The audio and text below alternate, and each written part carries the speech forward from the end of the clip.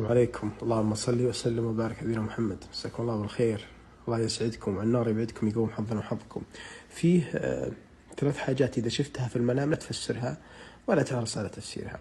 أي شيء أنت تفكر فيه أو شاغلك أو هو حديث نفسك، حتى لو ما كنت تفكر فيه قبل تنوم لكنه مشغلك هالشيء هذا، ثم نمت ورأيته، هذا يسمى حديث نفس، لا تفسره.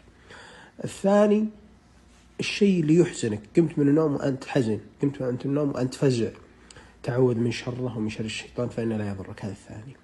الثالث الرؤية اللي تراها تنتقل أحداثها من شيء إلى شيء إلى شيء إلى شيء إلى شيء، يعني أحداثها غير متصلة. فالرؤى تكون مثل القصائد، مثل الأبيات، ساقها جميل وسياقها متصل ورموزها واضحة. أما الانتقال من حال إلى حال إلى حال، ورحنا وجينا وسوينا وقابلنا ثم كذا، هذه أضغاث أحلام. فهذه 3 أمور لا تعبرها ولا تحرص عليها.